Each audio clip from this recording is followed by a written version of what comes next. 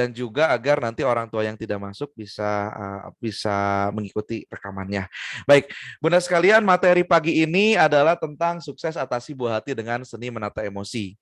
Ya, jadi saya asumsikan semua yang hadir itu sudah menikah gitu ya, mungkin sudah punya momongan atau juga ada yang sudah baru menikah ya belum punya momongan atau bahkan ada yang belum menikah juga tapi pengen sekali punya ilmu parenting ya.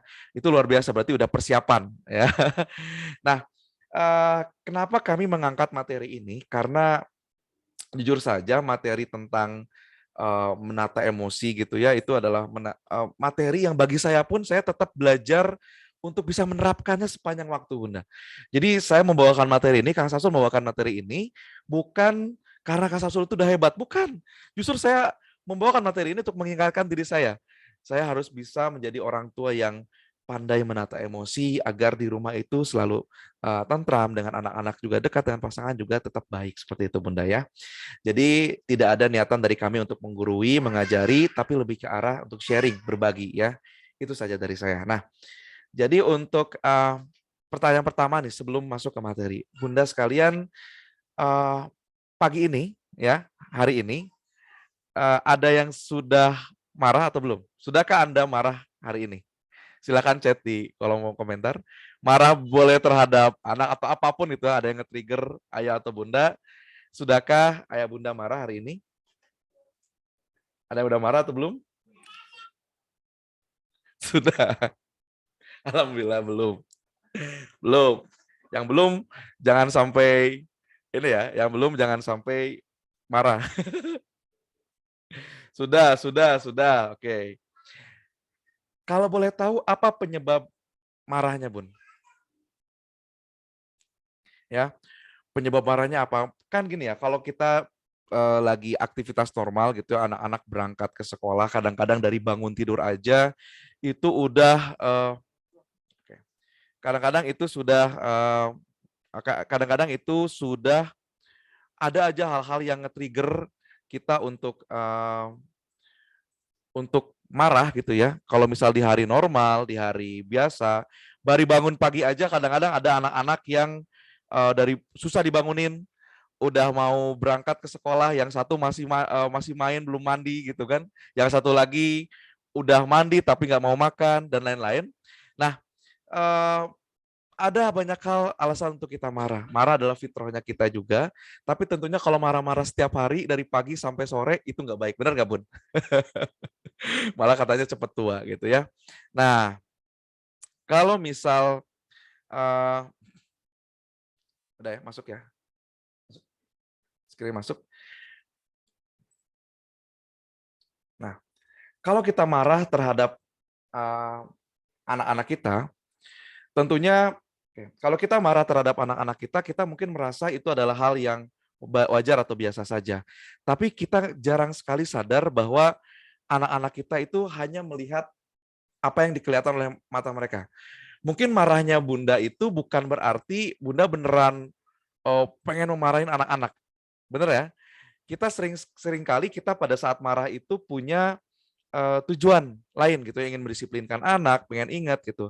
Tapi kadang-kadang kita lupa bahwa anak-anak kita hanya melihat apa yang kelihatan di mata aja. Jadi mereka itu belum bisa pandai melihat apa maksud tersirat yang ada di belakang, ya. Dan juga tantangan tersendiri pada saat orang tua gitu ya berhadapan dengan anak-anak, orang tua berhadapan dengan anak-anak yang hebat, yang luar biasa. Sering sekali eh, kita tuh dihadapkan dengan tantangan ini ya, dengan dilematik diri kita sendiri. Kita tidak boleh menunjukkan kita itu pemarah, tapi ada hal-hal yang membuat kita marah dan langsung meledak begitu saja di depan anak-anak kita. Nah, Kak Sasul mau gini, Bun, mau sedikit bercerita bahwasanya di dunia ini gitu ya, di sekitar kita ada orang-orang yang mungkin mereka sudah menikah bertahun-tahun, tapi ya qadarullah masih belum punya momongan. Ayah bunda kenal, ada kenalan mungkin saudara teman yang seperti itu. Jadi sudah menikah berapa tahun gitu ya, mungkin ada yang belasan tahun, bahkan ada yang puluhan tahun, tapi ya qadarullah belum punya keturunan. Ada? Ada ya. Saya pun ada teman dekat saya, bahkan teman dekat saya dari SMA. Ya, dia nikah sudah 4 apa 5 tahun. Ya qadarullah belum punya omongan. Bahkan ada saudara saya. Ini adik dari bibi lah ya, bibi saya gitu ya, dari keluarga mama. Itu juga sudah menikah ya, belasan tahun, tapi masih belum punya keturunan. Yang menarik, dua kenalan saya ini, yang satu kerabat saya gitu ya, yang satu saudara saya, mereka sama Allah diberikan kelancaran dalam hal yang lain, rezeki yang lain. Jadi bisa dikatakan secara finansial itu mereka punya kekuatan finansial yang bagus. Jadi ya cukup berada lah. Ya baik teman saya ataupun bibi saya tadi. Tapi kadang-kadang ya kalau curhat ya pada saat lebaran misal gitu ketemu gitu ya kan suka bagi-bagi amplop ya Bun ya. Nah, kalau cerita tuh kadang-kadang nyelekit dalam hati. Iya nya bibi mah rumah gede, mobil ada beberapa, usaha banyak. Tapi ya nih hati mah kosong, hampa. Seakan-akan ini uang mau dikemanain gitu, harta mau kemanain, karena nggak ada keturunan. Jadi kadang-kadang kita yang sudah punya anak melupakan rezeki terbesar tersebut gitu. Kadang-kadang kita memandang kalau rezeki itu hanya sekedar uang, ya rezeki itu hanya materi saja gitu. Padahal anak juga salah satu nikmat rezeki yang besar. Bahkan bagi kita yang sudah dikaruniai anak, tentunya tantangan lebih besar. Tapi jangan lupa, anak juga adalah aset, bahkan salah satu tiket kita masuk surga, yaitu anak yang soleh. Tentunya bagi pasangan yang belum punya momongan, mereka bisa berjuang dari jalur yang lain. Tapi tolong diingat, bahwasanya punya anak itu bukan urusan mudah, bukan sekedar kita pengen. Kalau Allah belum menakdirkan kita belum bisa memiliki keturunan, ya nggak akan bisa.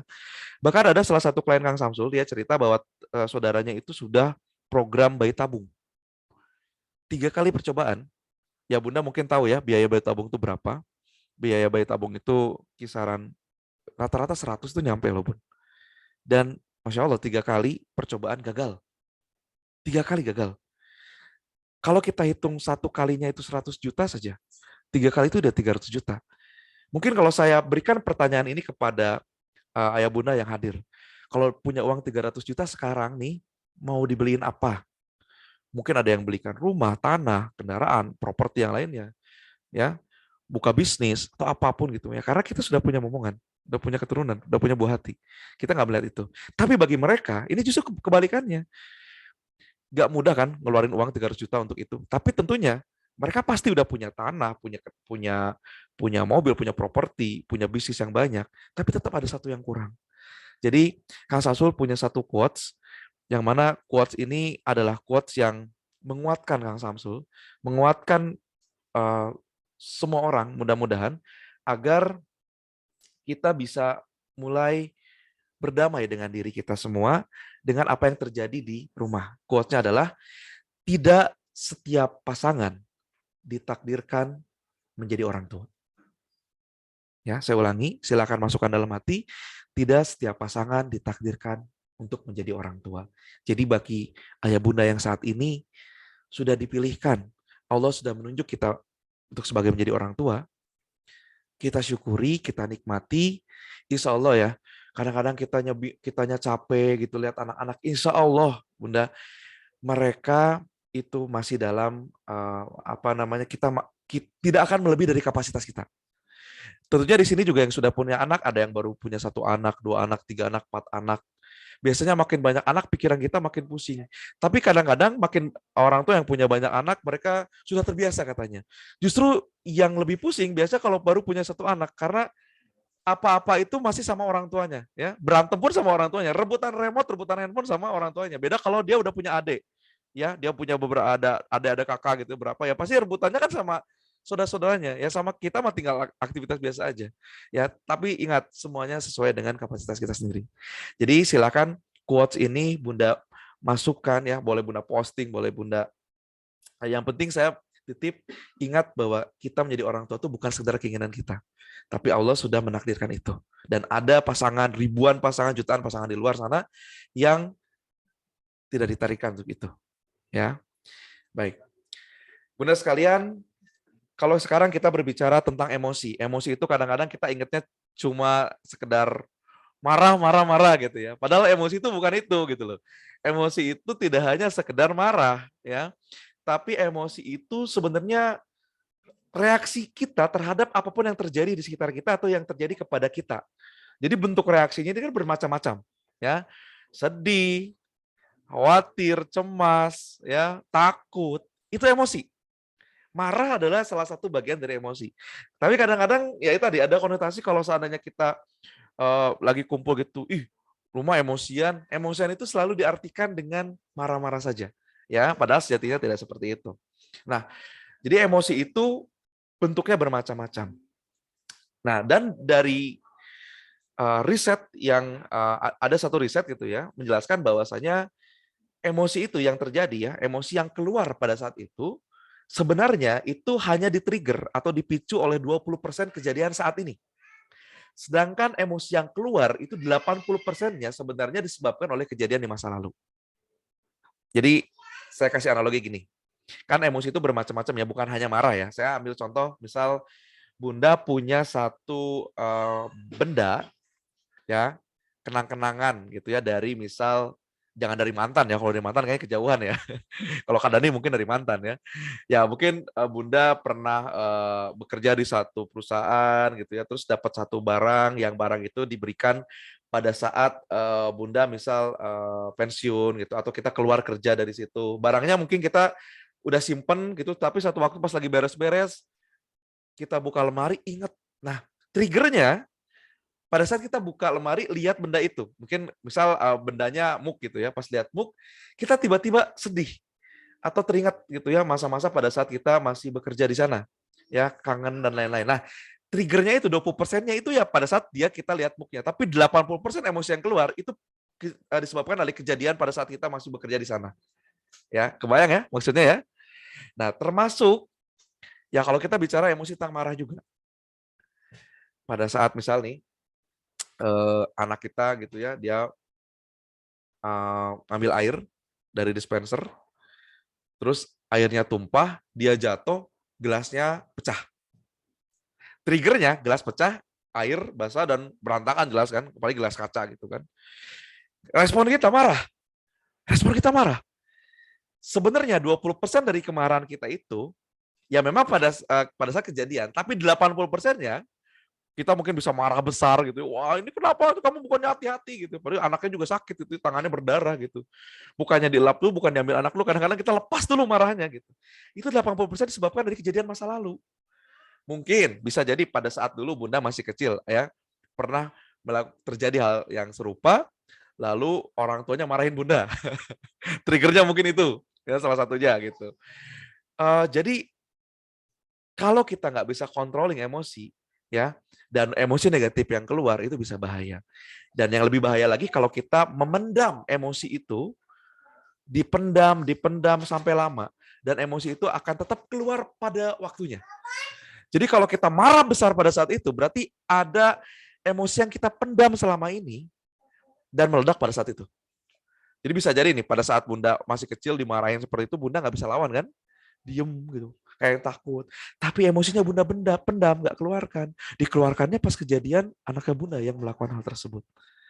Nah, jadi skema ini akan mengingatkan kita bahwasanya kita tuh masih bisa mengontrol emosi tersebut. Kalau emosi positif yang keluar, itu tidak masalah. Kita mungkin terharu jadi semangat gitu kan ya. Misal kita tiba-tiba nggak sengaja setel musik, setel lagu gitu ya. Terus teringat masa-masa SMA Bunda gitu ya. Wah, lagi seneng ada tour, ada gila lagi seneng gitu ya. Itu mungkin nggak masalah karena positif, tapi kalau yang bahaya adalah emosi yang negatif yang keluar. Nah, contoh emosi negatif ini kan tadi saya sudah sebutkan sedikit ya, ada marah, takut, pesimis, malu, buru-buru, merasa tidak berdaya, merasa inferior, itu juga emosi negatif. Nah, kalau kita bisa mengontrol itu, munculnya adalah emotional stability, yang mana kita akan bisa lebih rileks, kita nggak mudah marah, lebih yakin, lebih optimis. Nah, kuncinya dari controlling. Nanti di akhir materi, Kang Samsul akan ceritakan bagaimana menata emosi tersebut, seninya, agar kita bisa melakukan latihan pembiasaan, dan goals-nya adalah kita bisa stabil secara emosi. Ya, nah, emosi itu harus diekspresikan dengan tepat, bukan dipendam sampai akhir hayat. Ya, kalau dipendam terus mah, aduh, jerawatan nanti gitu ya. Rasa cinta juga emosi ya, Bun ya. Tapi marah juga ya sama, kalau dipendam makanya nih ya, kalau ada kasus pembulian misal, kalau ada kasus pembulian, biasanya terjadi kepada anak yang pendiam. Lalu anak ini tiap hari dia dibully, dia pendem, dia nggak ceritakan itu kepada yang lain, kan harus diekspresikan. Bentuk ekspresi itu bisa dengan perlawanan balik, bisa dengan bercerita. Ini kalau yang bahaya itu dipendem. Dia nggak bercerita ke orang tuanya, dia nggak bercerita kepada gurunya di sekolah. Dia pendam sendiri, akhirnya satu waktu meledak seperti bom waktu. Yang terjadi macam-macam ledakan emosinya. Dia bisa marah balik, dia bisa pukul balik misal orang yang ngebulinya. Tapi kalau dia merasa inferior, tidak berdaya, yang dikhawatirkan apa? Ada banyak kejadian dari bullying itu jadi bunuh diri. Tahun lalu atau 2 tahun lalu, seingat saya itu ada kasus di Depok kalau nggak salah ya. Anak SMP dibully, lalu dia lompat dari lantai 2 atau lantai 4, saya lupa ya kejadian. Cuma yang jelas itu kasus dari bullying. Karena akibat dari apa? Memendam emosi tersebut. Nah, lalu bagaimana sih Kang cara ekspresi yang tepat itu gitu? Misal nih kalau Bunda mau marah ya lempar sendal ke orang lain. Itu kurang tepat gitu ya. Nanti kan ada efeknya. Kalau kita lempar itu ke orang lain, ada efeknya apa? Orangnya ikut marah, ya udah urusan tambah panjang. Kalau kita marah, kita bisa ekspresikan dengan mengutarakan kemarahan kita. Dengan misal seperti ini. Saya nggak suka ya seperti ini. Saya marah. Kalau misal anak nih, anak yang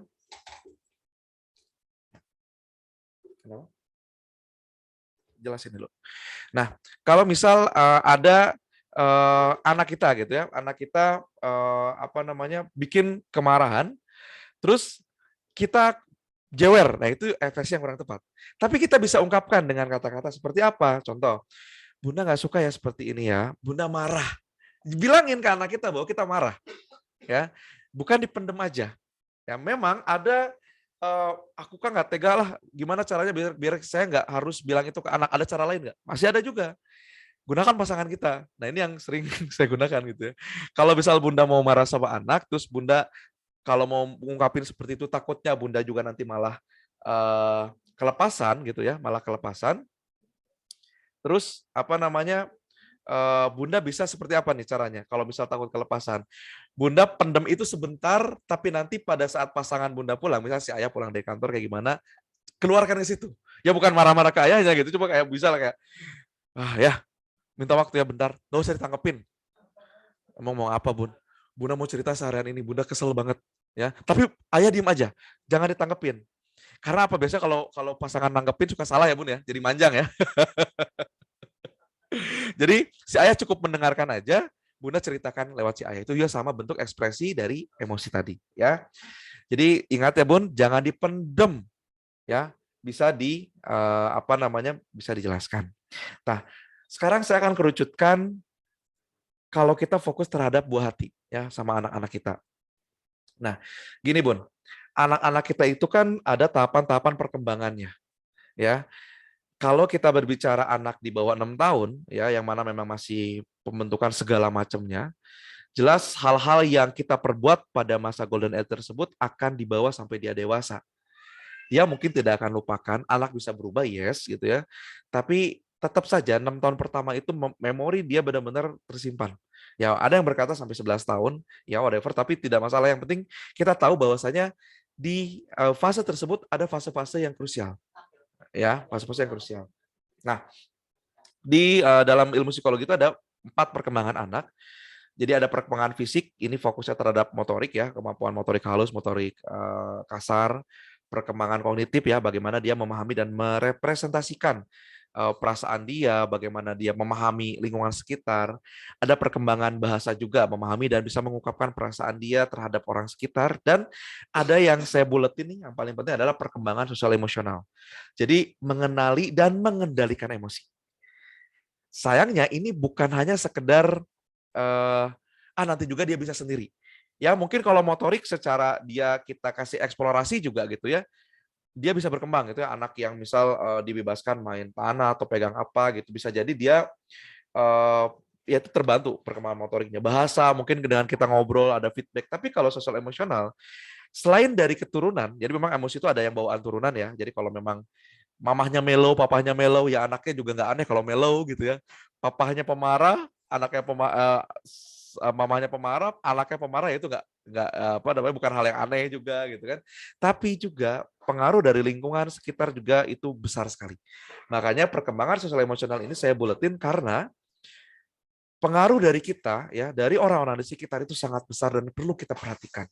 Nah, cara untuk mengimbangi, cara untuk menemani anak-anak kita agar perkembangan sosial emosionalnya bisa baik, salah satunya adalah dengan kita harus mengenali temperamen anak.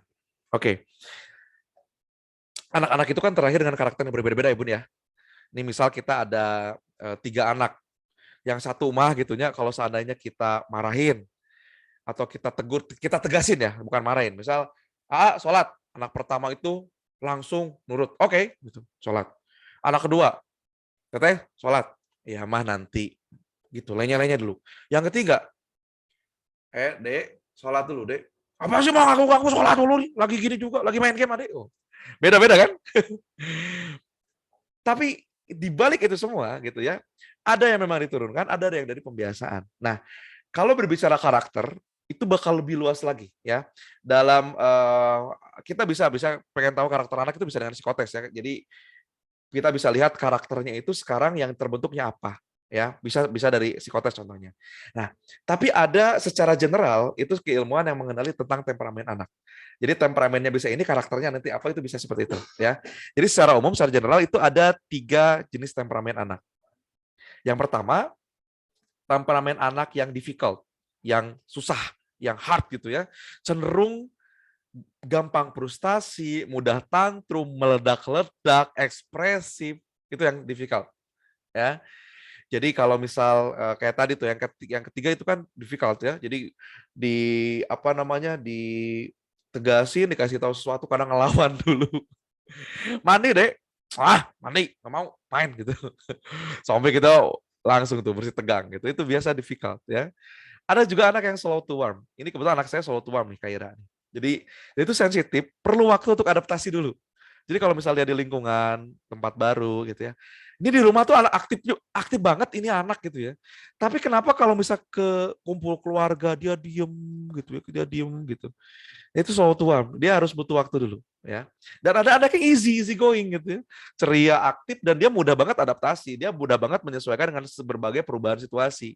Ya ini anak asik lah ya biasa ya, ketemu orang baru gampang gitu, langsung bisa interaksi. Tapi ya semua juga ada plus minusnya. Ya contoh plusnya gitu ya, anak yang difficult itu dia biasa anaknya punya prinsip, nggak mudah terbawa. Tapi ya minusnya kadang-kadang emosinya itu ditempatkan di tempat yang nggak tepat. Yang slow to warm juga, slow to warm itu kan perlu panas dulu gitu kan. Ya plusnya anak ini dia men-scan dulu, dia melihat dulu sekitar aman atau enggak dan lain. Tapi ya minusnya kadang-kadang kalau disuruh cepet, dia agak lambat gitu. Aduh gitu ya, kita yang gregetan akhirnya. Kalau yang easy juga, bukan berarti dia semuanya positif, ada negatifnya. Kadang yang easy ini terlalu gampang dekat sama orang asing. Itu bahaya. Ya. Dan dari semua temperamen ini nanti ada pola asuh yang tepatnya. Di slide selanjutnya akan kita jelaskan. Tapi silakan Bunda chat nih, saya penasaran. Kalau putra-putrinya ayah bunda itu lebih cenderung yang mana temperamennya? Boleh di chat ya. Yang difficult kah? Yang slow to warm kah? Atau yang easy? Ya, silakan. Ada yang gampang marah kah? Ada yang kayak kalau Kaira, anak saya itu slow to warm banget. Dia di rumah Masya Allah aktif. Tapi kalau ketemu orang baru ke rumah saudara, itu dia harus adaptasi dulu. Tapi kalau dia udah kenal, udah bisa, udah tahu gitu, ada beberapa kali, itu mudah banget gitu ya. Oh, slow to warm gitu ya. Nah, ada juga, Kang, nah anak saya mahnya kadang-kadang slow to warm, kadang-kadang gampang, kadang-kadang ngelawan. Nah, ada yang keempat, itu kombinasi namanya ya. Jadi jangan aneh gitu. Ada yang dia itu kadang difficult, kadang easy, ada yang slow to warm easy gitu. Ada yang kombinasi, ada yang benar-benar cuma satu aja juga ada. Ya. Nah, kalau misal kombinasi, berarti pintar-pintar kita menempatkan diri juga pada saat nanti anak sedang bereaksi seperti apa, ya. Nah, saya tunjukkan ini pola asuh yang tepatnya ya. Bunda boleh catat, boleh juga Bunda langsung refleksikan ketemu. Oh, kalau anak saya lagi difficult berarti harus seperti ini nih. Apa namanya penanganannya. Jadi pertama, untuk anak difficult itu yang dia sensitif, yang mudah banget meledak-ledak, kita harus memahami dulu kenapa dia melakukan itu. Dia kenapa marah. Pernah saya lihat ada anak yang pas dia mau buka baju gitu susah, ngamuk dia. Kita nggak lihat dia lagi buka bajunya gitu ya. Dia ngamuk gitu, oh kayak tarik-tarik baju gitu. Kenapa sih? Nah, mamanya kebetulan ya belum belajar kontrol emosi, belum bisa menata emosi, dan kebetulan juga ada momen sebelumnya gitu ya, misal pulang dari kerja di kantornya itu habis dimarahin atau apa, lihat anak seperti itu ya malah dimarahin, kamu teriak-teriak kenapa sih? Bisa nggak teriak-teriak gitu? Ya anaknya balas, mama juga teriak-teriak. Ramai itu di rumah kan. Padahal sebenarnya masalah dia itu sepele, kancingnya susah. Dia kesusahan gitu. Coba kalau kita bawain lagi tuh. Dilihat tuh, kenapa kamu susah kancingnya? Iya, udah dibantuin. Udah selesai itu urusan. Dipahami dulu alasannya dia kenapa. Nah, tetap tenang itu banyak caranya ya. Kalau Rasulullah menganjurkan kalau kita lagi berdiri duduk, kalau duduk ya rebahan gitu ya. Tapi kalau udah rebahan jangan langsung nonton Netflix, urusin dulu anaknya gitu ya. Tapi tetap tenang itu kunci juga biar kita bisa memahami situasi si anak pada saat itu. Nah, yang ketiga ini yang nggak kalah penting ya, konsisten. Jadi kita nggak cuma bisa aku udah mempraktekannya nih Kang, tapi kok anakku masih belum bisa aku kontrol gitu ya.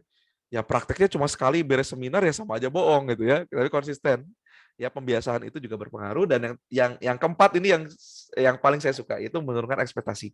Jadi anak-anak yang difficult, yang hard itu kan kadang-kadang gini ya. Anak kita pada saat dikasih tahu sesuatu, dia kadang kita larang sesuatu, dia masih mengulangi hal yang sama, ya. Nah, kalau kita ekspektasinya terlalu tinggi, yang jadi bahaya adalah kita bakal mudah ke-trigger marah gara-gara dia nggak sesuai dengan bayangan kita. Contoh gini, udah sama anaknya hard ya, difficult, terus kita lagi latih dia untuk beberes di rumah. Beres-beres di rumah, tapi kita tahu kan, ya anak-anak kan level beberesnya itu ya nggak bisa disamain sama kita toh. Tapi kalau ekspektasi kita tuh, ya saya udah ajarin seharian, masa dia nggak bisa gitu ya, harus rapi kayak saya gitu. Terus pada saat besoknya dia nyapu cuma pojokan doang, pas dia anaknya belajar ngepel, basah kemana-mana, langsung kita meledak. Mama kan udah ajarin kamu ngapain ini nyapu atau berantakin sih gitu. Mama capek. Wah, lupa ya. Anak kita bukan sama kita. Tapi kalau kita turunin ekspektasi, ya udahlah, dia yang penting udah mau pegang sapu gitu. Yang penting dia udah mau basah-basahan, belajar ngepel, ya udahlah sampai situ aja, saya beresin setelahnya. Ya itu kita bakal lebih tenang. Jadi terkadang kita harus sedikit menurunkan skor kelulusan anak kita terhadap kegiatan di rumah agar kitanya pun bisa tenang. Ya, ini kunci juga menurunkan ekspektasi. Oke. Selanjutnya pola asuh yang tepat untuk anak yang slow to warm. Tadi kan ada beberapa yang slow to warm ya, termasuk kayak anak saya juga. Nah, perlu dipahami anak-anak yang perlu adaptasi itu kadang-kadang yang nggak sabarannya itu kita. Misalnya ya, udah sama anaknya slow to warm, terus dia ada perlombaan gitu di sekolah. Udah latihan di rumah pun. Udah latihan, udah bisa. Gurunya juga, wah ini hebat nih. Pasti Kaira bisa gitu kan. Pas mulai acara, diem di pojokan. Ayo masuk. Nah, kalau anak-anak yang slow to warm, saya menganjurkan, saya mengingatkan, jangan sesekali didorong-dorong gitu. Ayo nak, tuh yang lain udah bisa. Ayo kamu masuk, ayo kamu masuk. Itu mah yang ada apapun anaknya makin mundur. Nah, kalau anak slow to warm itu kuncinya adalah kita terima dulu. Oh, dia nih lagi butuh pemanasan. Kita tenang dulu. Terus kita asertif itu ya, latih untuk asertif itu dia mau mengungkapkan perasaan dia gitu. Jadi kayak, "Dek, ada nervous ya?" Ya kita tanya gitu dulu gitu. Kita alirkan dulu perasaannya dia. Ade takut ya? Nah, nanti dia ceritakan, "Enggak, Mah. Malu aja bentar ya, Mah." Oh ya, enggak apa-apa. Santai dulu aja. Nah, jadi dari kitanya bisa mengalihkan perasaan si anak, kita terima kondisi tersebut dan kita nggak overprotective seperti yang tadi. Kalau yang paling saya larang itu ya, Jangan sampai kitanya udah ngedorong-dorong terus ngebandingin anak kita sama teman-temannya atau siapa gitu. Ya kalau lagi kumpul keluarga juga kan kadang-kadang yang anak kita tuh yang biasanya aktif diem aja, nempel aja sama emaknya sama bapaknya, duduk aja gitu. Ya kitanya pengennya kan ngobrol ya sama saudara yang lain. Kita pengen makan juga. Anaknya nempel gitu ya, kemana-mana megangin. Ah tuh dia main deh tuh, tinggal itu. Sepupu kamu juga main, si A juga. Gak bisa. Ngebandingin anak itu nggak akan efektif, apalagi anak yang so tua.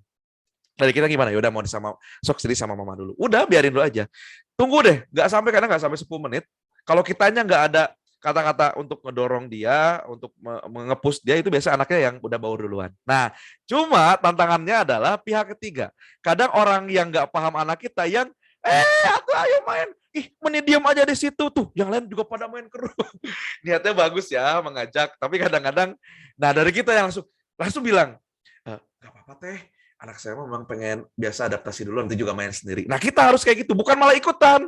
Misal ada omnya, ada uanya, ada tantenya, nyuruh seperti itu. Ya kita malah ikut, iya ade tuh, lihat tuh. Sama aja, anaknya makin mundur.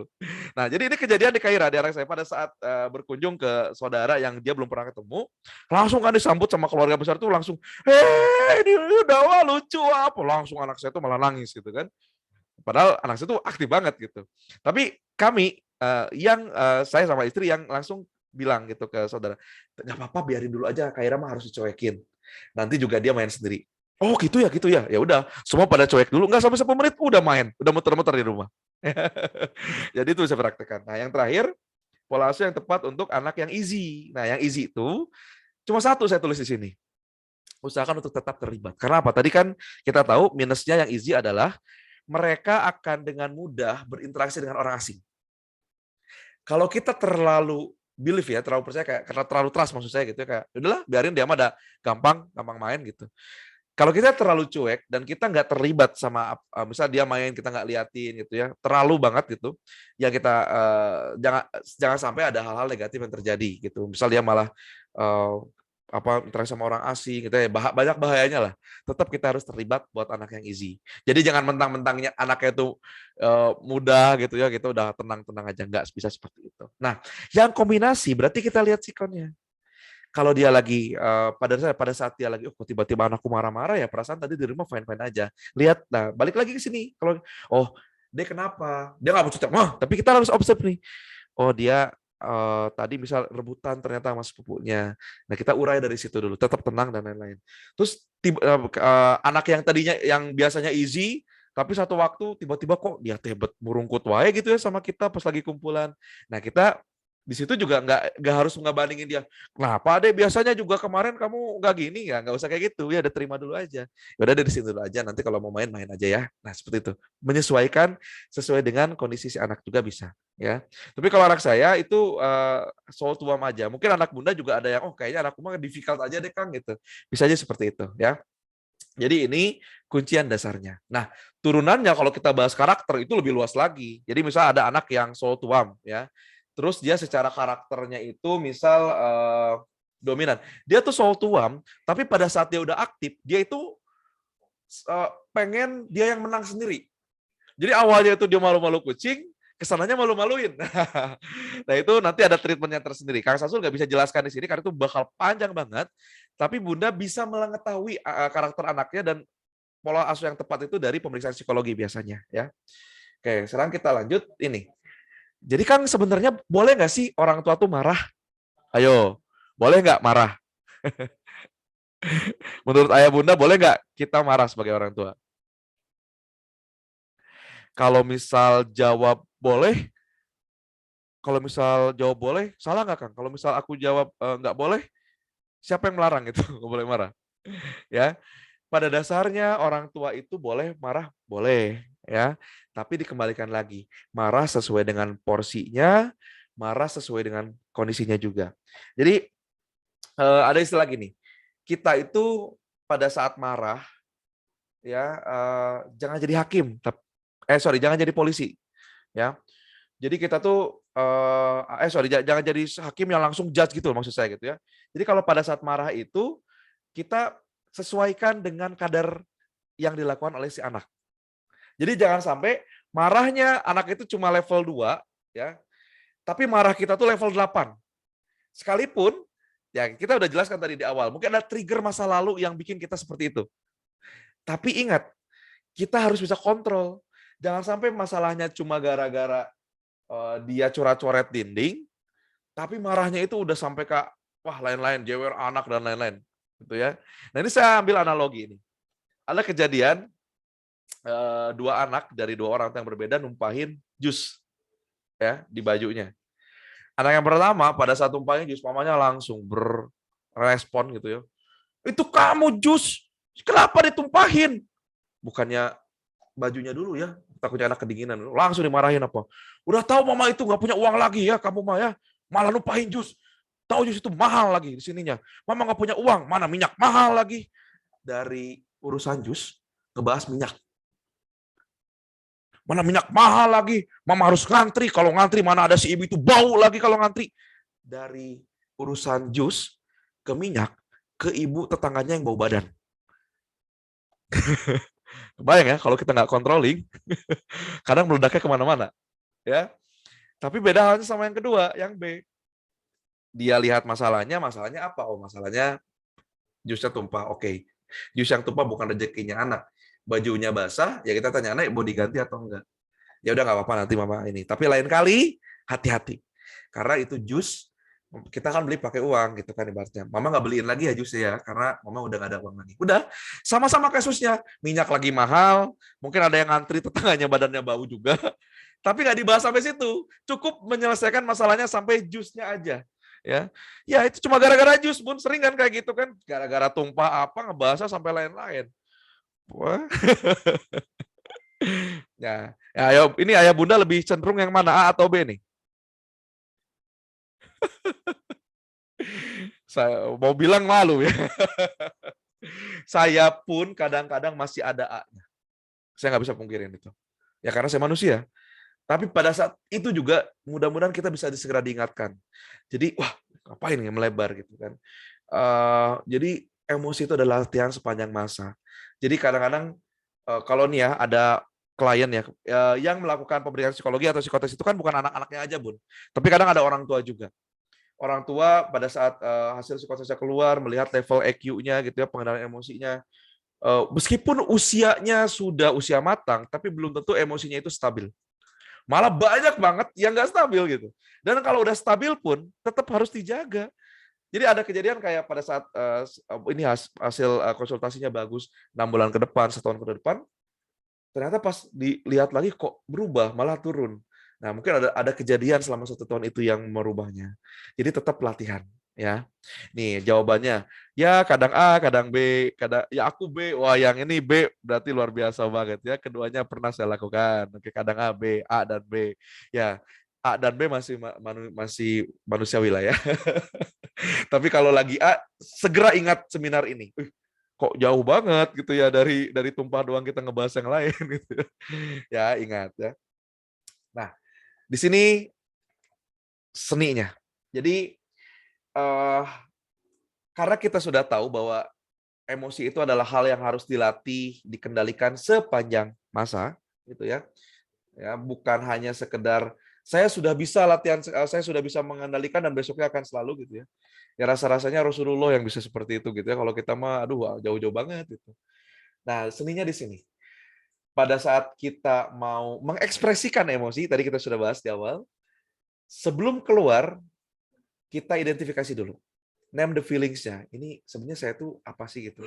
Saya marah gitu kan. Kan ada misal anak kita mecahin vas ataupun barang kesukaan kita. Di situ bisa marah atau bisa sedih kan jatuhnya kan. Oh ternyata saya sedih karena barang saya rusak. Kan kesannya bakal jadi beda. Terus kita leveling. Seberapa persen kita marahnya itu? Dan kita evaluasi. Terus emang harus sebesar itu ya marahnya gitu. Kalau pada saat kita mau ngambek terus masalahnya masalah kecil tapi ternyata kita marahnya itu 90%, kita tanya ulang. Emang harus sebesar itu ya kita marah ya? Nah, kalau kita udah bisa evaluate, nantinya adalah, oh kayaknya saya nggak harus sebesar itu deh marahnya. Saya marahnya hanya sekedar sesuai dengan yang terjadi saja, lalu kita bisa sampaikan dengan verbal misal. Deh itu barang kesukaan mama loh, gara-gara kamu rusakin mama nggak bisa pakai lagi. Ya, mama marah loh sama Ade, ya.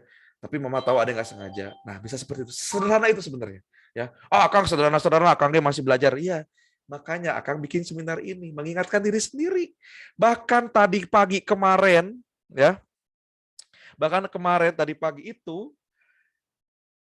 karena materinya ini diuji dulu sama Allah juga. Jadi ada satu device saya sama anak saya Kaira dia ambil jatuh pecah gitu. Mau meledak pun saya lagi nyusun materi. Saya lagi ketawa sendiri. Ini benar-benar ya Allah itu nguji sesuai dengan ya kapasitas seseorang dan bahkan materi yang ditulis saya refleksi ya udahlah nggak apa-apa barang ini ntar beli lagi gitu. Tapi kalau kita mungkin lagi nggak ingat, saya nggak ingat, ya kadang mungkin keluar juga marah. Ya. Jadi Kang Samsul bercerita seperti ini, balik lagi bukan Kang Samsul yang hebat, bukan apa, tapi sama-sama mengingatkan. Oke?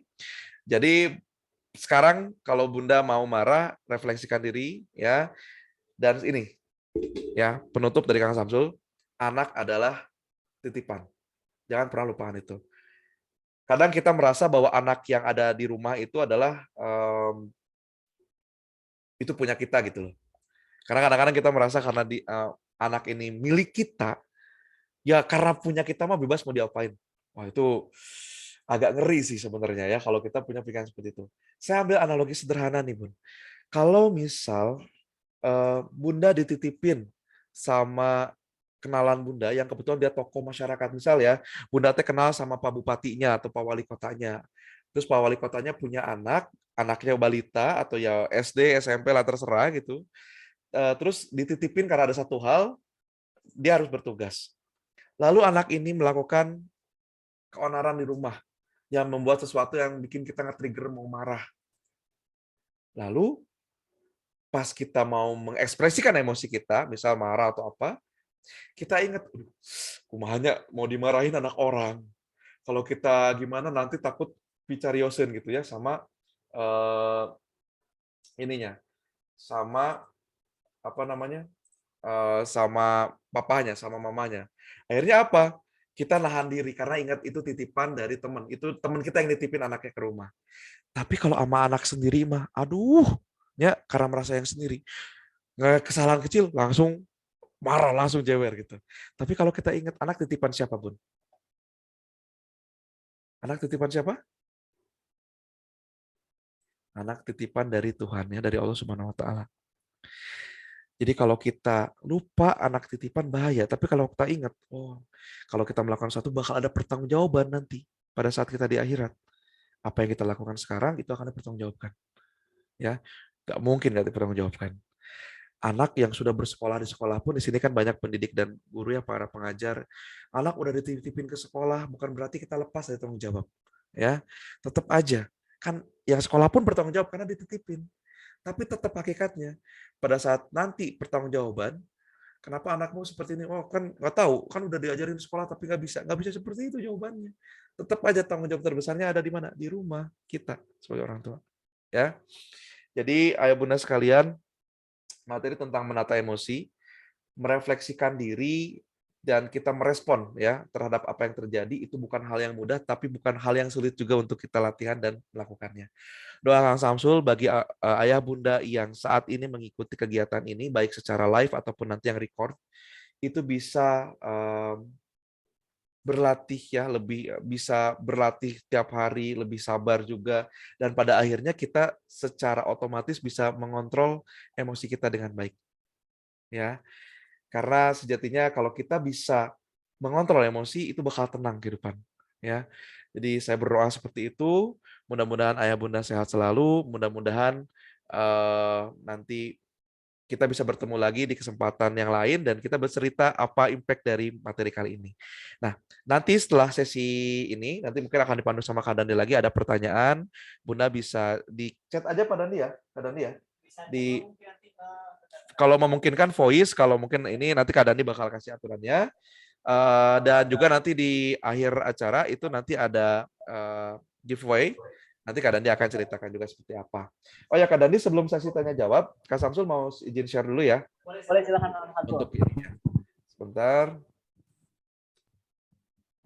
Oh ini ada foto. Ini Bunda kalau pernah lihat foto ini ya, mungkin yang dari Bogor Masih ingat saya masih kepalanya pelontos ya. Beda jauh sama sekarang ya, kacamata saya lepas. Ini efek pandemi ini. Saya jadi berambut lagi karena apa? Susah nyari pangkas rambut nih, Bun. Ini Kang Samsul tuh kalau di sana terkenalnya kepalanya pelontos, berjanggut. Jadi janggutnya tumbuh ke atas. Ini ada beberapa foto yang saya ambil, nggak semua foto, jadi saya kangen banget bisa mengadakan offline. Mudah-mudahan nanti ada kesempatan Kang Samsul bisa di sekolahnya ya Bunda, di dalam lingkup komunitas, kita bisa parenting langsung. Karena beda ya vibe-nya ya, sekalipun online itu ya kita tidak terbatas jarak waktu ruang, tapi offline itu vibe-nya tuh dapat banget. Ini beberapa foto yang saya masukin selama waktu kemarin bertugas di Bogor. Oh ya, jadi Kang biasanya kalau kegiatan di sekolah itu apa saja? Jadi setelah parenting, kita sharing dan lain-lain, banyak sekali orang tua yang membutuhkan ini apa namanya jawaban. Kayak kadang-kadang kita tuh di rumah sebagai orang tua kan nggak punya raport ya, nggak punya report bahwa apakah pola asuh yang kita lakukan itu sudah tepat dan lain-lain ya. Itu bisa kita identifikasi, bisa kita melihat bagaimana kondisi anak kita sekarang secara psikologis dan kita kira-kira diperlukan sama anak itu apa, melalui apa? Pemeriksaan psikologis. Nah, Kang Samsul izin share ya Kak Dandi, nanti Kak Dandi mungkin bisa tambahkan. Kami dari Dirsa Consulting di bulan ini, karena ini adalah bulan pertama kami dalam soft opening, ada sedikit penawaran di sini untuk ayah bunda sekalian yang ada minat untuk mengetahui kemampuan kepribadian atau perkembangan psikologi anak-anaknya ataupun ayah bunda sendiri juga bisa. Itu nanti kita ada promo potongan harga khusus untuk pendaftaran di bulan ini. Ya, jadi di sini ada 2 alat tes atau metode yang kami gunakan. Yang satu adalah persona, ini peruntukannya adalah untuk mengetahui secara umum ya IQ, karakter anak, cara belajar anak, dan tugas perkembangan anak. Ini yang persona. Kalau yang genetik, ini adalah tes yang diambil dari sidik jari untuk mengetahui kemampuan anak potensi ya dari bawaan lahirnya. Nanti kita bisa arahkan dia kemana secara karir dan lain-lain. Nah, layanan ini pada umumnya kami paling banyak itu dilakukan secara individual ya, home visit ya, kita ketemu langsung atau berkunjung ke kantor, ataupun biasanya kalau di sekolah itu ada kegiatan kolektif. Mungkin ada beberapa orang tua yang sudah pernah melakukan itu juga di sekolahnya, ya di sekolah anak-anaknya secara kolektif. Dan untuk yang kolektif dan individu itu ada perbedaan harga ya. Kalau individu itu jelas lebih mahal. Tapi di sini ada kabar baiknya. Untuk promo di bulan ini kegiatannya kita lakukan secara private, ada home visit. Jadi tim kami yang berkunjung ke rumah dan di sini ada potongan harga jika Bunda mendaftarkan di bulan April ya. Untuk yang persona atau tadi tes untuk mengetahui karakter, IQ dan lain-lain, ini dari harga 500.000 untuk tes individualnya atau personalnya sekarang hanya 200.000 saja, ada potongan 60%. Dan untuk yang ingin mengetahui potensi anak dari sidik jarinya untuk bawaan lahir, itu jadi potongannya ada 40% di 300.000. Tapi kalau kita daftarnya keduanya ya, paket bundling, tes mengetahui karakter dan perkembangan psikologi plus potensi bawaan lahir, itu ada potongan lagi totalnya jadi 449.000. Nah, namun ini ada keterbatasan ya. Promo ini layanan kami baru tercover 4 area saja. Itu Bogor, Garut, Bandung, dan Subang. Jadi mohon maaf sekali untuk Bunda yang saat ini dari luar wilayah tersebut ya belum bisa mengikuti, tapi mudah-mudahan mohon doanya nanti kami bisa segera gitu ya menghadirkan di sana ya. Nanti detailnya mungkin akan dijelaskan oleh Kak Dandi atau nanti akan dijelaskan lagi di grup, tapi ini penawaran bersifat terbuka. Pada dasarnya kami mengetahui bahwasanya selama pandemi ini banyak hal yang terjadi di rumah. Dan apalagi sekarang anak-anak yang mau mulai masuk lagi tatap muka itu harus perlu pembiasaan banget Bunda. Ya, karena yang anak-anak yang biasanya dia online ya, sekarang dia harus bangun pagi lagi pakai seragam dan ke sekolah. Jelas itu bakal ada yang berbeda. Nah, khusus untuk tes yang persona, jika Bunda sekarang punya anak kelas B dan mau masuk ke SD, kami sangat menganjurkan untuk bisa mengikuti layanan pemeriksaan psikologinya karena itu nanti bisa melihat juga kesiapan si anak untuk masuk ke SD.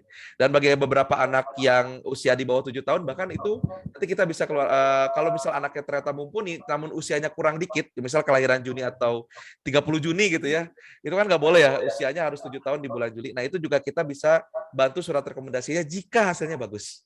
Ya, jadi itu saja mungkin Kak Dandi, untuk materinya boleh dilanjut ke tanya jawab dan lain-lain. Kang Samsul, cukupkan sekian. Ini nomor Samsul, nanti di akhir juga bisa Bunda save juga. Kalau ada pertanyaan nanti mungkin skemanya dilanjutkan oleh Kak Dandi. Silakan Kak Dandi. Terima kasih Ayah Bunda ya. Masya Allah, alhamdulillahirobbilalamin. Terima kasih banyak Kang Samsul atas pemaparan materi yang sangat luar biasa bagi kita semua ya. Yang dimana mungkin tadi udah punya anak bisa aplikasikan dalam kegiatan sehari-harinya, atau mungkin yang masih menunggu momongan bisa menjadi bekal ilmu untuk nanti ke depannya. Dan juga mungkin untuk saya pribadi gitu ya, untuk bekal ke depannya gitu Bunda, karena secara pribadi saya juga belum menikah gitu ya. Insya Allah mungkin doa dari Bunda semuanya semoga disegerakan. Nah, Bunda, ayah semuanya, di sini ada beberapa hal yang saya coba catat dari pemaparan Kang Santo tadi terkait dengan emosi. Memang betul ya, untuk melatih emosi itu bukan sesuatu hal yang mudah, tetapi bukan artian tidak bisa kita untuk aplikasikan gitu, tentunya seperti itu. Nah, di sini saya mencatat beberapa poin bagaimana kita dalam menangani anak-anak ketika mereka emosi. Yang pertama, kita kenali dulu tuh mereka tuh jenis temperamennya, apakah tadi tuh ada yang difficult, ada yang slow, atau mungkin ada yang easy ya. Tetapi kadang-kadang tadi saya jawab, saya juga baca ada yang kombinasi Pak katanya, ada yang difficult dan sebagainya, Masya Allah gitu ya. Nah, dari situ ketika kita udah tahu, barulah kita bisa menentukan apa cara yang tepat sesuai dengan kebutuhan mereka gitu. Nah, apabila kita masih bingung pada hidup, nanti masih tabu nih dalam mengenal karakter anak saya. Nah, Bunda di sini kami sarankan bisa mengikuti program tes psikologi yang tadi yang Kang Samsul sampaikan, ada yang persona, ada juga yang genetik gitu ya. Insya Allah nanti untuk programnya saya sampaikan terlebih dahulu supaya lebih jelas dan bisa dipahami. Di sini untuk program pemeriksaan psikologinya kita home visit. Jadi kita berkunjung ke rumah klien kita yang dimana misalkan contoh nih untuk area Bogor ada khusus tim area Bogor yang mengunjungi rumah Bunda, atau area Bandung Barat ada juga tim dari Bandung Barat yang mengunjungi klien kami, atau mungkin ada yang Bandung dan Subang. Nah, nanti kita akan kondisikan seperti itu. Nah, untuk tanggalnya tadi sama Kang Samsul di share ya, sebentar saya coba share screen kembali di sini.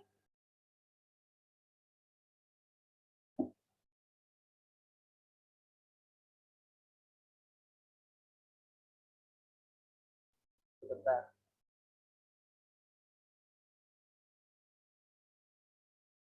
Oke. Nah, di sini untuk tanggalnya bisa kita lihat di bagian bawah ya. Untuk pelaksanaan psikotesnya, untuk area Garut dan Bandung itu dicatat tanggal 9 sampai tanggal 14 Mei. Ini Bandung Raya ya, termasuk Kabupaten Bandung, Kota Bandung, dan juga Bandung Barat, serta juga Cimahi. Terus untuk area Bogor ini di tanggal 17 sampai 21 Mei gitu ya. Dan untuk area Subang tanggal 23 Mei sampai tanggal 25 Mei, maaf. Jadi untuk pelaksanaannya insya Allah kita laksanakan setelah Lebaran dan jam aktif sekolah atau jam aktif bekerja sudah mulai aktif kembali juga.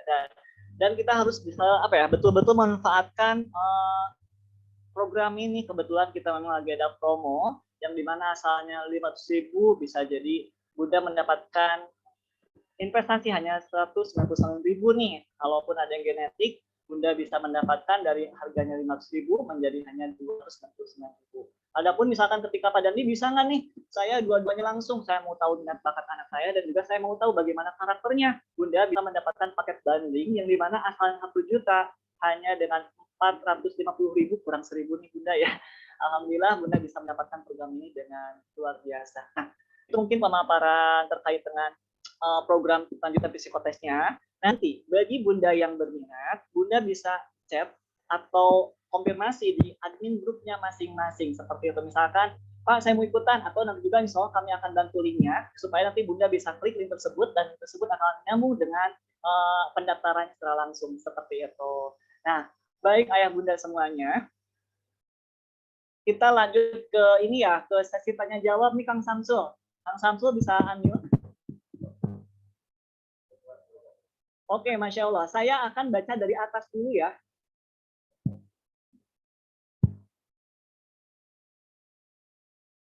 Bentar. sebentar. Mana ya, saya coba cek dari atas dulu nih.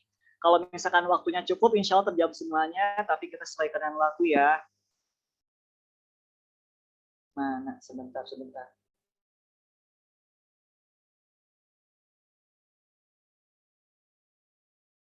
Oh, ini yang bertanya banyak banget ya, Masya Allah. Mohon bersabar ya, Bunda. Oke, saya akan baca dari atas dulu. Nah, ini untuk Bunda Tara. Mana Bunda Tara boleh dibuka ininya, apa namanya, mic-nya, supaya mungkin Bunda bisa menyampaikan secara langsung pertanyaannya ke Kang Samsul. Untuk Bunda Tara Tiffany, kami persilahkan untuk bisa unmute dulu ya.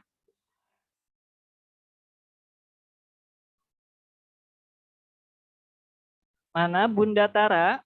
Kalau misalkan mana ya?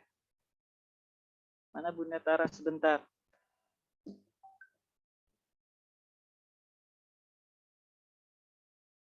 Bunda Tara.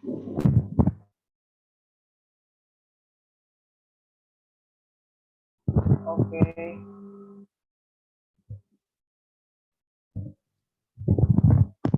Assalamualaikum. Bunda Tara. Waalaikumsalam. Sudah ada suaranya, Jelas ya Bunda? suaranya ya? Ya. Iya. Ya, mau bertanya nih sama Kang Samsul. Ya, terima kasih sudah diizinkan bertanya ya. Saya Tara dari Bandung, saya ibu 3 anak.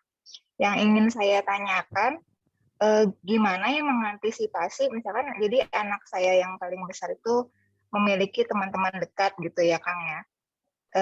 Dan agak terpengaruh gitu. Sedangkan kalau saya dengar cerita dari anak saya sendiri kan tipe terbuka. Dia itu cerita, kenapa sih kok temannya kalau ngomong agak kasar, saya bilang gitu, kamu jangan sampai ikutan, saya bilang gitu kan. Kalau bisa dia yang ikut kamu kalau ngomong baik-baik atau kayak gimana sopan.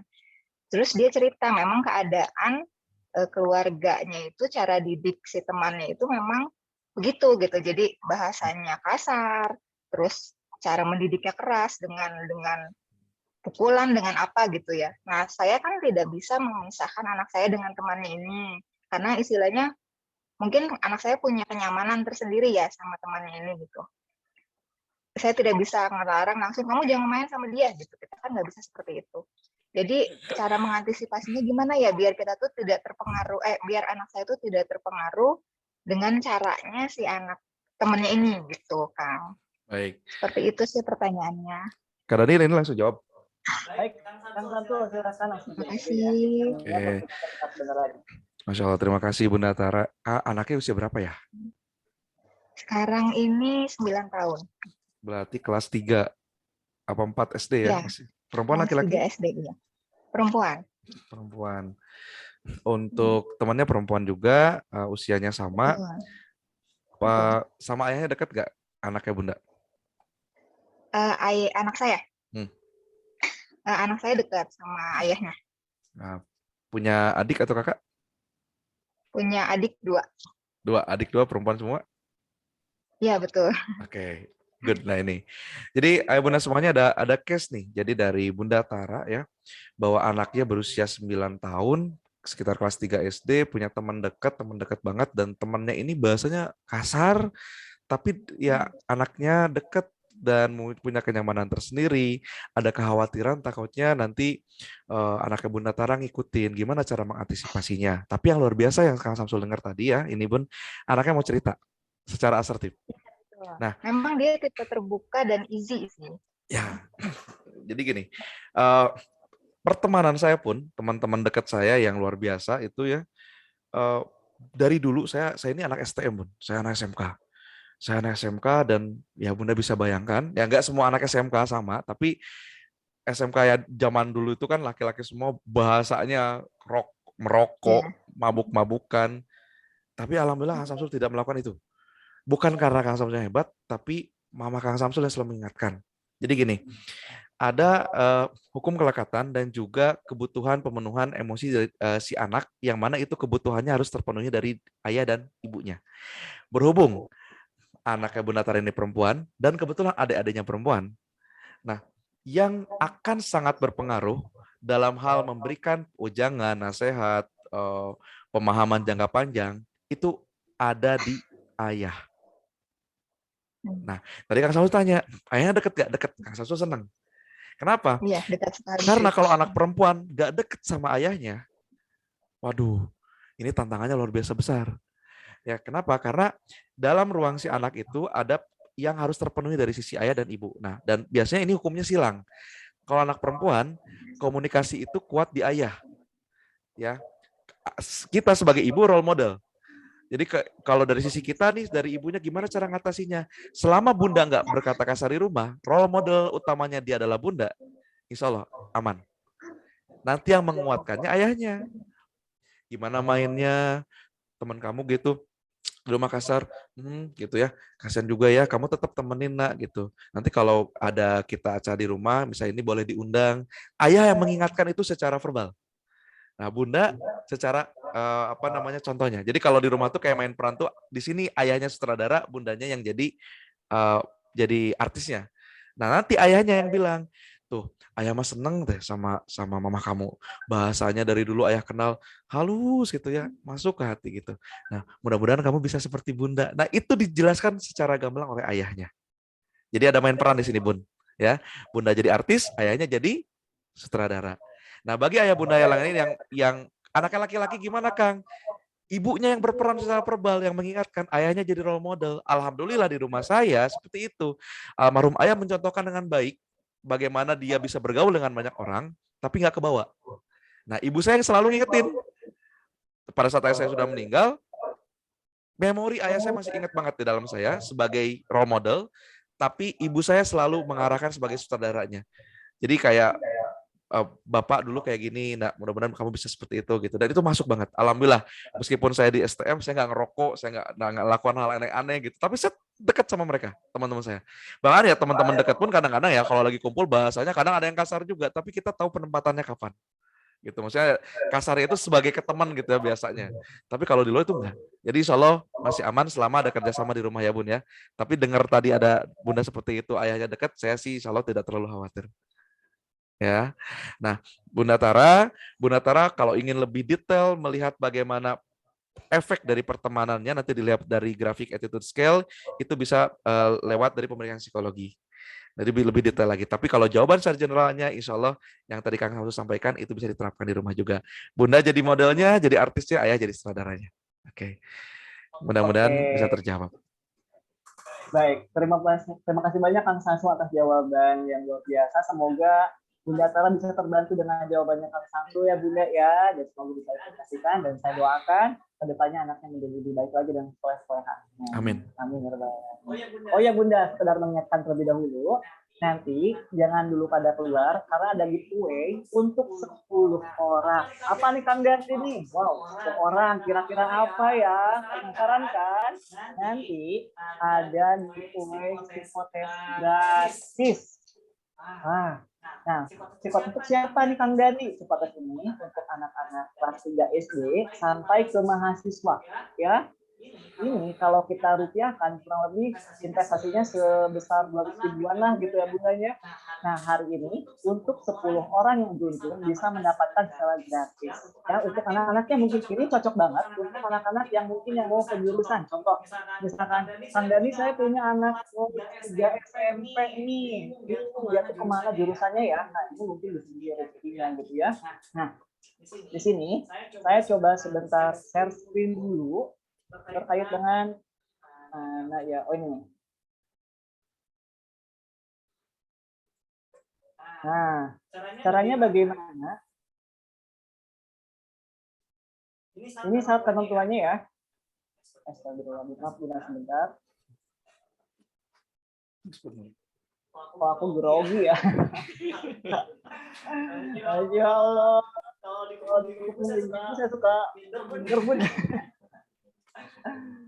Nah, di sini caranya gini Bunda, caranya gampang. Di sini Bunda ada yang punya Instagram nggak? Yang punya Instagram, boleh dibuka dulu dong Instagramnya Bunda ya. Boleh dibuka Instagramnya. Nah nanti Bunda bisa follow gitsa.group.id Ya, mangga di follow dulu.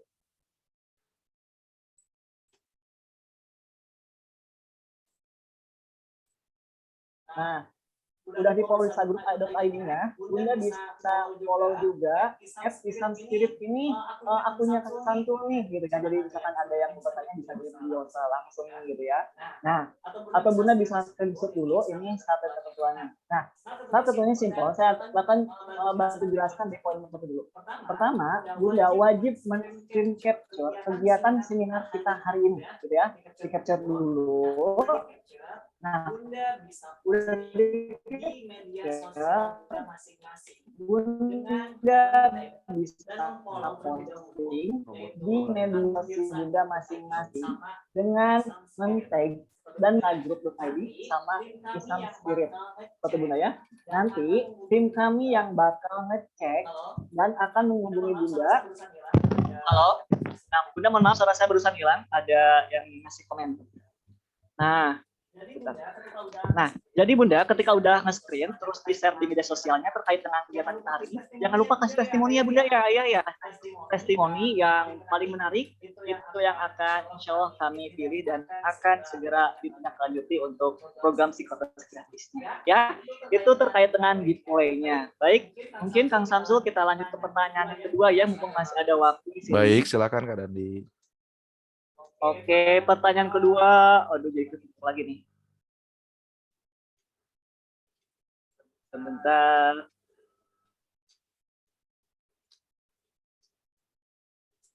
Mana ya? Ini dari mana ya sebenarnya? Ada yang paling atas. Aduh, Bunda mohon maaf ya, ini chatnya banyak banget barusan jadi ketimpah-timpah lagi. Rika. Oke, ini dari Bunda Rika Rohimah nih. Saya bacakan dulu untuk pertanyaannya. Kalau peserta didik itu aktif dan dia itu sering dikasarin orang tua di rumahnya, sehingga di kelas itu dia selalu jadi perhatian orang lain. Kadang mukul orang nggak jelas, ganggu orang yang lagi nulis, gimana Kak cara mengatasinya? Baik Kang Samsul, saya coba ulangi pertanyaannya ya, bisa disimak juga untuk Bunda semuanya. Kalau peserta didik itu aktif dan dia itu sering dikasarin orang tua di rumahnya atau mungkin di lingkungannya ya, sehingga di kelas itu dia selalu cari perhatian orang lain, kadang mukul orang secara nggak jelas atau mungkin ganggu orang yang lagi nulis gitu ya. Gimana Kak cara untuk mengatasi anak tersebut? Itu mungkin Kang Samsul, silahkan bisa dibantu dijawab pertanyaan dari Bunda Rika Rohimah. Ya, Bunda Rika, berarti ini case-nya siswanya ya di kelas. Nah, ini Bunda kelas berapa nih anaknya, TK atau SD atau SMP nih? Boleh dicat barangkali ya. Jadi ini juga terjadi ya, bukan hanya di kelasnya Bunda Rika barangkali ya, ada di kelasnya Bunda yang lain, yang mana ada anak yang sebenarnya dia itu kena kekerasan di rumah, lalu dia berbuat hal yang mencari perhatian di sekolah ya. Salah satunya itu cari perhatiannya dengan cara apa? Membuat onar, kadang-kadang dia gangguin usil temennya gitu kan ya. Terus kadang-kadang kita lagi jelasin dianya anaknya pokoknya cari perhatian lah gitu, bikin kita kesal gitu ya. Nah, kalau ini kasusnya di sekolah dan Bunda merasakan memang ini adalah ada sesuatu yang salah, nah bagi lembaga khususnya itu harus ada mengadakan sesi pertemuan dengan orang tua. Nah, bisa secara umum ataupun kita bisa terfokus dengan si anak tersebut. Karena sejatinya anak ini tidak bisa ditangani hanya dari sisi kita saja di sekolah. Tapi perlu ada kerjasama antara yang di sekolah dan juga di rumah. Ya, orang tuanya maksudnya. Jadi kalau kita posisinya adalah pendidik, kita adalah ya, pemilik lembaga misalnya di situ atau kita guru, dan memang kok anaknya bermasalah seperti ini ya. Nah, kita luangkan waktu untuk mengadakan sesi dengan orang tua. Nah, kita jelaskan dan kita dengarkan. Nah, posisi kita adalah pada saat ketemu orang tua bukan menjudge anaknya, tapi kita mendengarkan dulu. Bun di rumah seperti apa, misal si anak ini sampai nanti orangnya cerita dan lain-lain. Bun ini baru kita cerita masalahnya di sekolah. Nah, biasanya kadang-kadang orang tua yang seperti ini kan dia nggak bisa kontrol emosi. Nanti dia, udah nanti saya di rumah aja saya aturin, nanti saya marahin di rumah. Jangan dimarahin, Bun.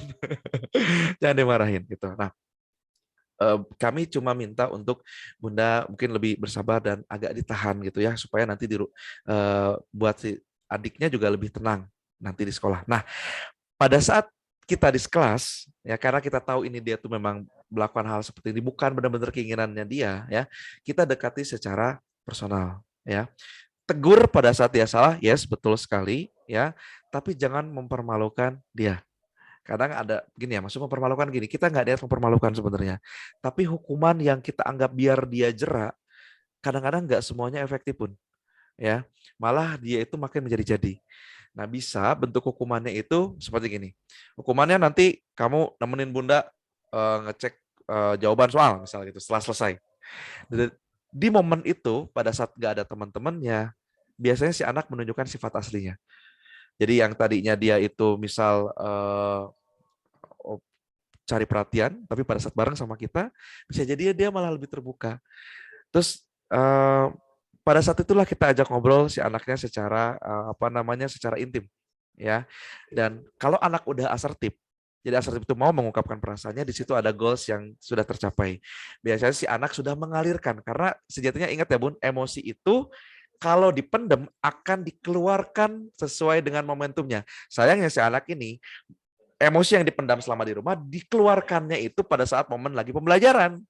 Nah, dengan adanya waktu khusus kita bareng si anak, nah disitulah momen kita untuk mengalirkan perasaannya. Nah, kita bisa tanya si anaknya, misalnya namanya Dandi ya, nah, Dandi kamu tadi di kelas meni bager gitu ya, kenapa kamu nggak suka ya sama teman-teman ya? Terus kita bisa kayak pancing, dah emang ada teman kamu itu mah jahil banget gitu ya, misal Samsul mah jahil ya Ren ya, jadi kamu kayak gitu. Nah, kita pancing, jadi kita alirkan perasaannya. Bukan tanya kenapa dulu. Kamu kok kenapa seperti itu gitu. Wah, biasanya nggak akan selesai. Tapi kita alirkan dulu perasaannya. Kita cari tahu dulu, misalnya apakah dia kesel atau apa. Terus nanti tanya di rumahnya, kamu dari rumah ada kesel ya kayaknya ya gitu. Nah, pokoknya pancing sampai dia bercerita. Nah, biasanya setelah dia mau bercerita, itu emosinya sudah mulai tenang, dan biasanya jadi lebih dekat sama kita. Nah, besoknya kita bisa, nanti kamu sama ibu lagi udah selesai, sampai lu selesai. Jadi, tidak menjudge dan tidak menghakimi dia di depan teman-temannya, biar dia nggak merasa dipermalukan. Lalu kita harus ada momen berdua sama si anak seperti itu juga. Untuk apa? Untuk membuka ini sisi asertifnya dia, dengan dimulai dari mengalirkan perasaannya dulu. Nah, ini juga berlaku ya buat ayah bunda yang kadang-kadang kita anaknya baru pulang dari sekolah, udah tadi di sekolah ngapain aja? Udah mah capek, ditanya ngapain aja. Ya gitu deh ya, gitu. Udah pasti nggak dijawab. Tapi kalau ditanya dulu aliran perasaannya, pada pulang, oh capek ya, gitu. Pada pulang, ih senyum-senyum, lagi seneng ya. Kalau ditanya dari aliran perasaan, kesannya biasanya enak. Ya, yang sama juga kalau pasangan baru pulang ya Bun ya. Pas baru pulang jangan ditanya yang lain-lain dulu gitu. Tanya dulu perasaannya, capek gitu. Nah, perasaan dulu, dari sananya baru nanti urusan kita tuntaskan ya. Itu mungkin Kak Dandi. Untuk jawabannya sudah setengah 12, harus tepat waktu nih Kak. Boleh, tapi saya jawab bentar ya ini. Kang Samsul, ada satu lagi pertanyaan. Oke. Kang Samsul, ada satu lagi pertanyaan.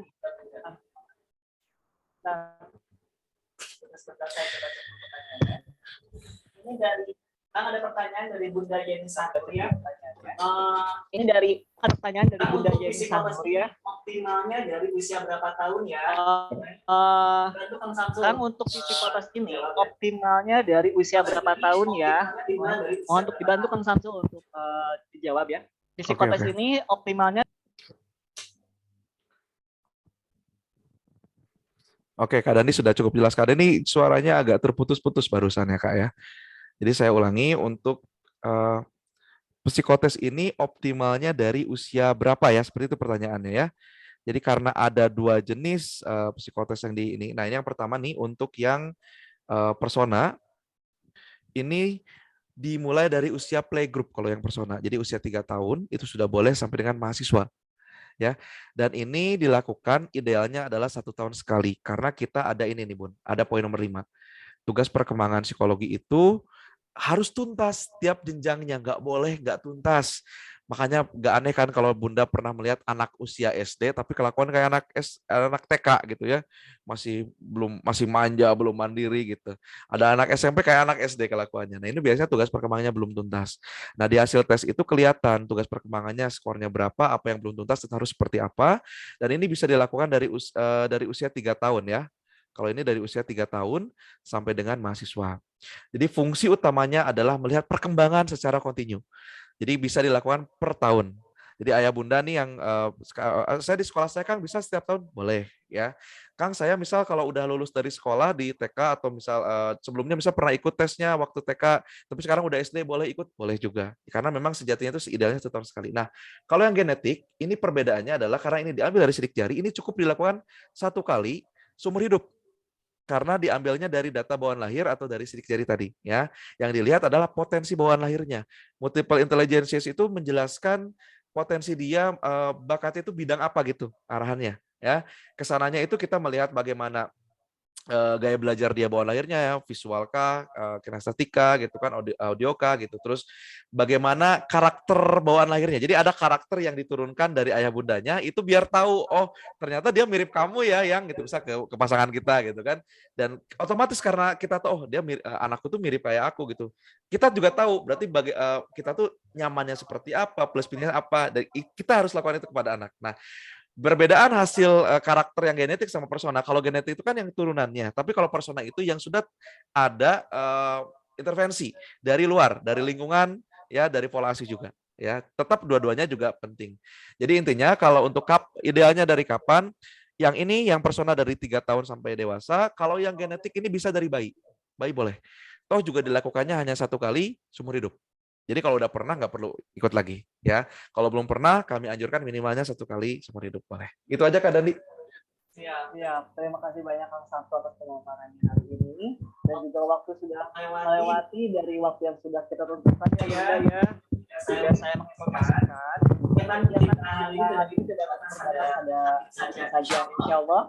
Nanti kita bakal ada parenting ke sekolah area Bogor dan Raya Subang dan Jaya nanti kalau ada kami yang seperti akan mengadakan program-program yang mungkin akan lakukan dan akan ada ini. Nah, terima kasih banyak kepada ayah bunda yang sudah stay on camp yang dari tadi pagi jam 10 sampai sekarang 12 ya. Kami doakan semoga berikan kesehatan, berikan kesabaran dan semangat-semangatnya ya untuk mengasuh anak itu butuh waktu hidup kita semuanya.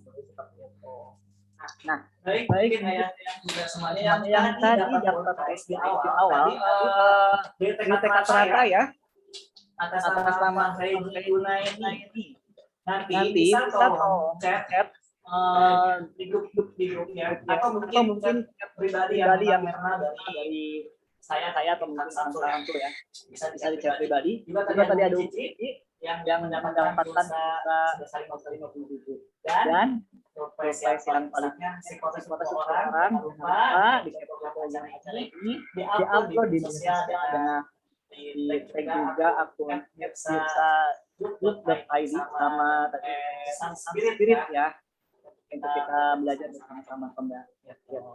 Nah, mungkin saja yang dan semuanya bisa kami paparkan bersama-sama. Mari kita cari dengan bersama-sama.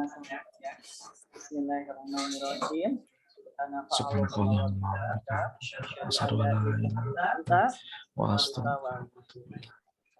Mohon maaf dari kami atas kekurangannya. Tadi juga ada komunikasi, ada yang belum masuk. Kabar baiknya, nanti insya Allah acara kita akan di kanal kanal digital dari Desa Group sendiri ya. Baik, mungkin itu saja ya semuanya. Bisa di open mic dulu semuanya. Di unmute ya. Dari sebentar.